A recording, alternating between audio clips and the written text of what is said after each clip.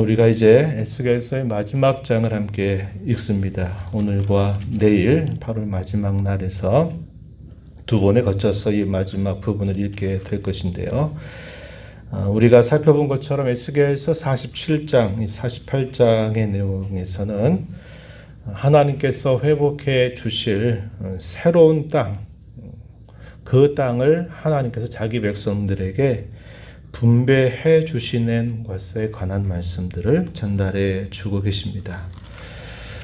당시에 이미 이스라엘 백성들의 상황은 이미 포로 생활을 한 지 꽤 많은 시간들이 흘러간 상태였고, 상황적으로는 어떤 소망을 기대할 수 없는 상황이었다고 말씀을 드렸죠. 그런데 하나님께서는 사람으로서는 기대할 수 없는 절망 가운데 있을 수밖에 없는 그런 상황 속에 하나님은 선지자를 통해서 그 백성들에게 소망의 말씀을 약속하고 계시는 겁니다. 이 긴 내용이 에스겔서 40장에서 48장까지 주어지는 부분이죠. 그래서 우리가 앞에서 살펴본 것처럼 처음에 소개했던 내용은 새 성전에 관한 구조, 그 모습을 분명하게 보여주시고, 또 그 성전에서 새롭게 드리게 될 예배 혹은 제사에 관한 말씀을 주십니다. 그리고 그 백성들이 그 성전을 중심으로 다시 12지파가 회복이 돼서 그들이 다시 살게 될 그 땅, 그것을 약속의 말씀으로 주고 계신 것입니다.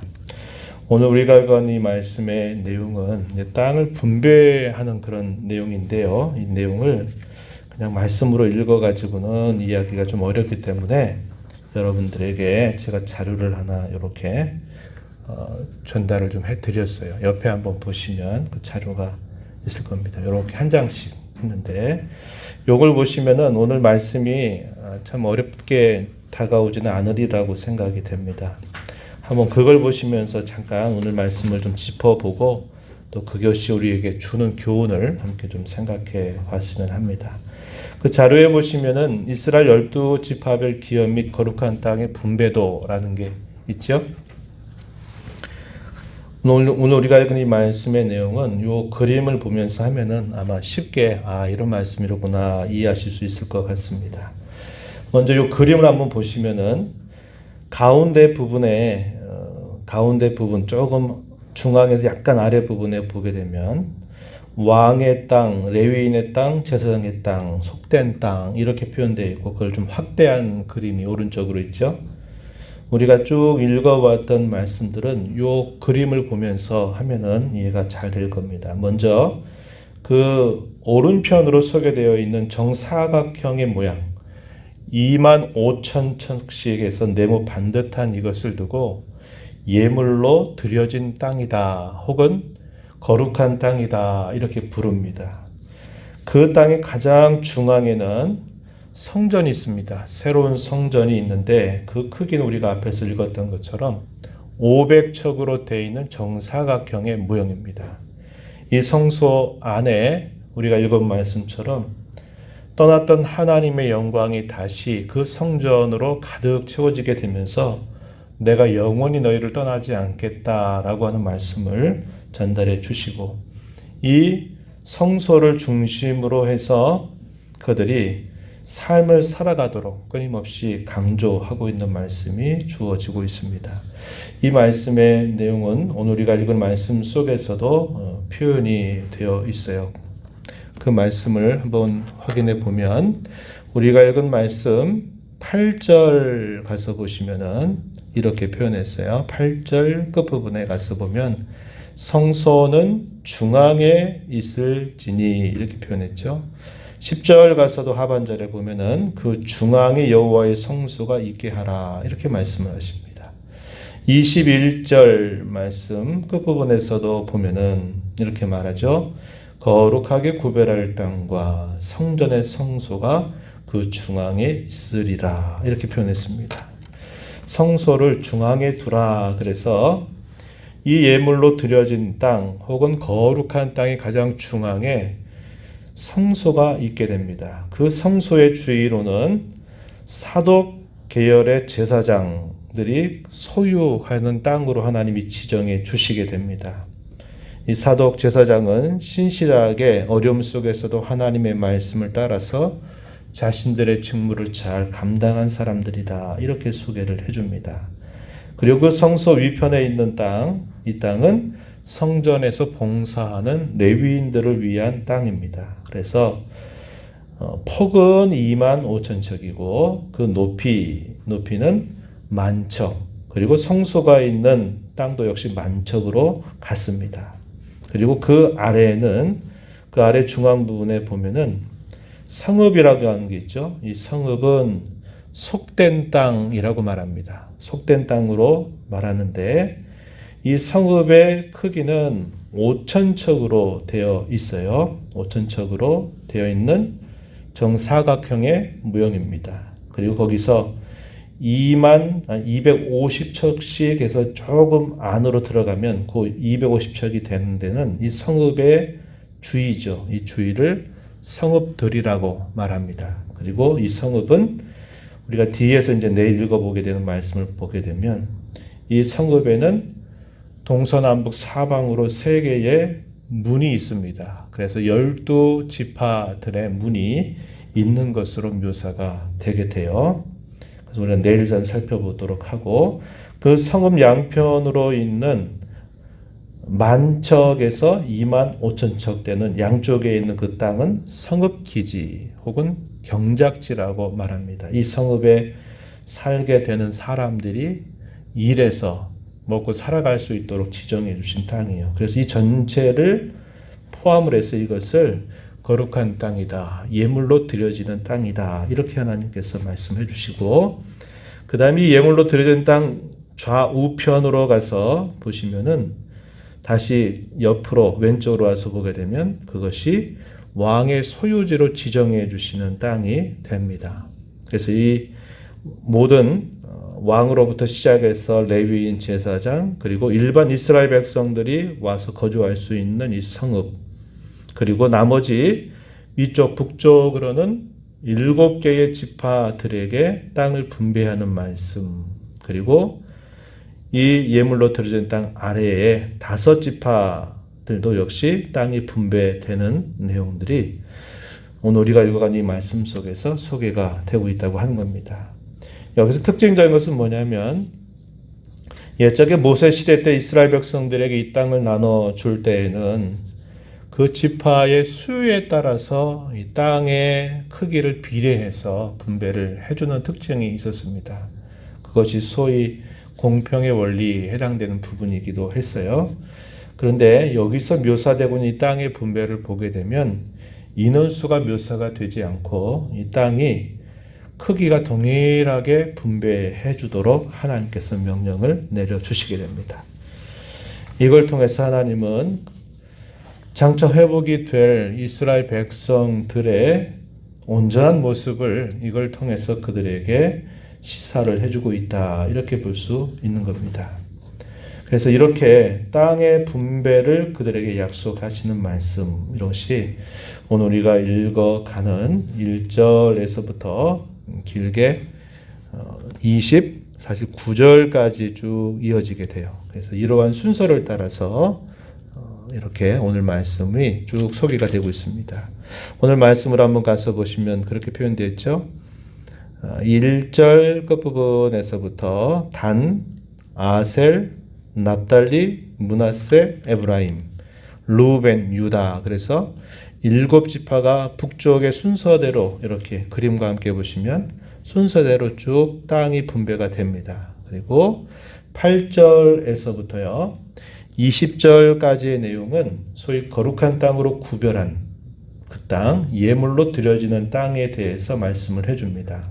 그래서 우리가 잠시 그림을 통해서 본 것처럼 그 안에는 거룩한 땅이라고 부르는, 그러니까 거룩한 땅 가운데서도 거룩한 땅, 성소를 중앙에 두고 그 주위에 살고 있는 사독 자손의 제사장들이 거주하는 땅, 또 성전에서 봉사하는 레위인들의 땅은 북쪽으로 위치하고 그 아래에는 속된 땅, 성읍이라고 부르는 속된 땅이 있습니다. 이것이 우리가 읽은 본문 15절부터 20절까지 쭉 소개가 됩니다. 이 속된 땅에는 자원하는 모든 이스라엘 족속들이 다 그 땅에 와서 살 수가 있었어요.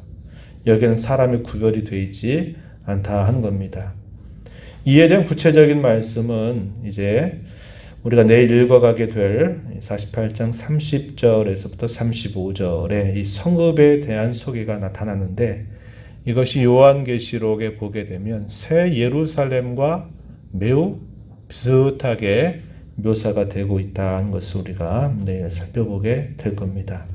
그래서 이러한 말씀들을 끝으로 해서 에스겔서가 마무리가 되는데, 하나님께서 옛적에 이렇게 보이는 땅을 가지고서 그 백성들에게 기업을 나눠주시는 것은 결국 참되고 영원한 하늘의 기업을 그들에게 주실 것을 보여주는 하나의 그림과 같다 이 말입니다.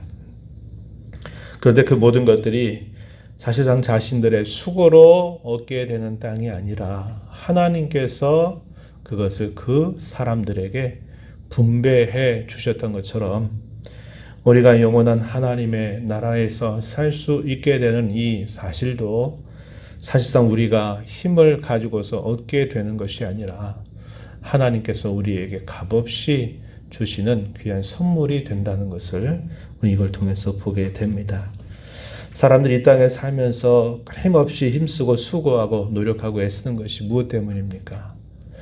먹고 마시고 입는 것들, 또 자신들이 살고 있는 삶의 환경, 거주하는 그 형편들을 좀 더 좋은 것으로 만들기 위해서 한평생을 살아갑니다. 그러다가 이런저런 인생의 굴곡들을 겪기도 하고, 또 고난도, 시련도, 때로는 기쁨도 즐거움도 얻으면서 한평생을 살아가게 돼요.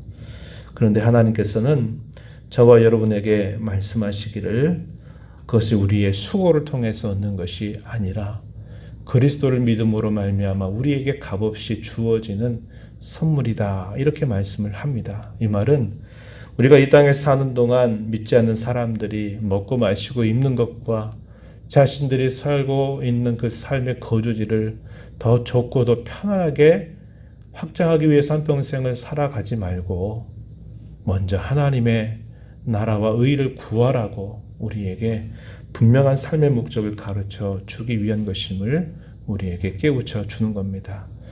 우리 예수님께서 산상수훈 가운데 그 말씀하셨잖아요. 그죠?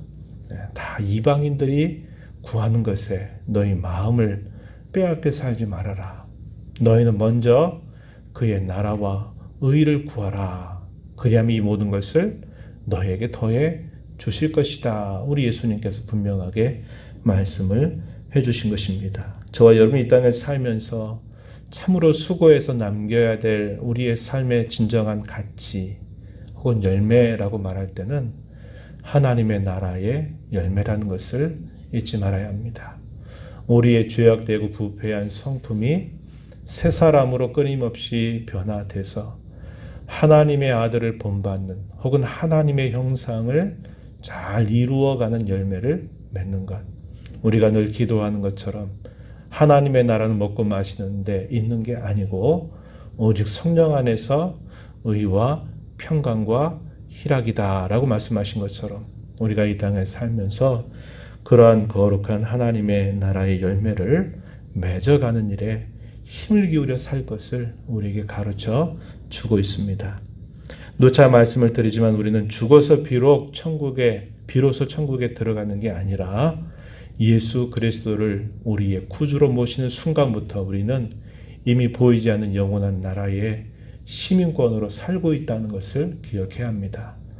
우리가 비록 이 세상에 살고 있지만 우리의 진정한 소속은 이 세상에 속한 것이 아니라 하나님의 나라에 속한 자로 살아가고 있다는 것을 기억해서 이 하루 이 한 주간 우리가 살아가는 삶 속에서도 이 하나님의 나라를 살아가는 그런 자각, 정체성을 가지고서 하나님 나라의 일을 이루어가고 하나님의 나라의 열매를 맺어가는 복된 삶이 되도록 힘써가야 한다는 것입니다.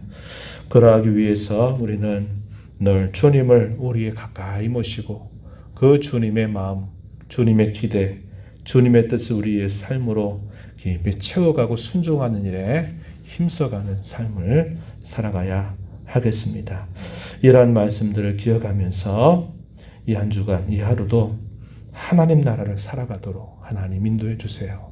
하나님께서 도와주셔서 그 나라의 열매를 잘 맺어가지고 살아가서 하나님께 기쁨이 되고 우리의 삶의 진정한 영광이 되게 해주세요. 이렇게 간절하게 기도하면서 힘써가는 모두가 되기를 바랍니다. 하나님 아버지 감사합니다. 오늘도 이 새벽을 깨워서 저희들을 주께로 인도하여 주옵시고 오늘도 앞서 행하시면서 저에게 하시는 말씀을 또 한 말씀 읽고 생각하면서 저에게 주시는 은혜가 무엇인지 또 저희들 향하신 우리 하나님의 기대가 무엇인지를 함께 살펴보게 하시고 말씀에 의지하여 기도하는 귀한 시간을 주셔서 감사합니다. 소망이 없고 절망 가운데 있었던 포로 생활에 젖어 있었던 그 백성들에게 하나님은 선지자를 통해서 하나님은 그들에게 새로운 성전의 이상, 그 성전에서 새롭게 드릴 예배, 그리고 그들이 그 성전을 중심으로 살아갈 자신들의 삶의 거주지를 하나님께서 분배하시고 약속하시는 말씀을 들려주십니다. 그러한 소망을 가지고 힘겹고 어려운 시대를 인내하면서 믿음으로 살 것을 그들에게 촉구하시는 말씀을 우리가 읽어갑니다. 예수 그리스도 안에서 저희들에게 값없이 베풀어 주신 참되고 영원한 기업을 바라보며 있게 하여 주시는 주님의 은혜에 늘 감사하면서 세상 사람들처럼 먹고 마시고 입는 것들, 자기들의 삶의 거주지를 더 윤택하고 아름답게 만들어가는 일에 마음과 생각을 빼앗겨 살지 않게 하시고 우리 주님 말씀처럼 먼저 그의 나라와 의를 구하라 그리하면 이 모든 것을 너에게 더해 주시라고 하신 말씀을 마음에 잘 새겨서 우리 곁에서 늘 함께 하시고 우리의 심령 속 역사하시는 성령님의 음성을 늘 귀담아 듣고 주님의 뜻과 마음을 헤아려서 힘써 순종하는 자로 살아가는 저희들이 되도록 인도하시고 도와주시옵소서. 은혜의 보좌 앞에 나와서 아버지의 은혜를 간절하게 구하는 모든 심령들을 용납하여 주시고 강구의 귀를 기울여 주시고 응답해 주시기를 바라며 예수님 이름으로 기도하옵나이다. 아멘.